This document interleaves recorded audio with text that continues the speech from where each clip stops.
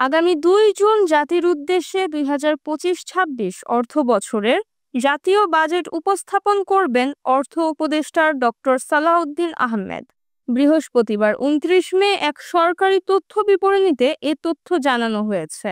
এতে আরও জানানো হয়, পূর্ব রেকর্ড করা বাজেট ভাষণটি ওই দিন বিকেল ৪টায় বাংলাদেশ টেলিভিশন ও বাংলাদেশ বেতারের মাধ্যমে সম্প্রচারিত হবে।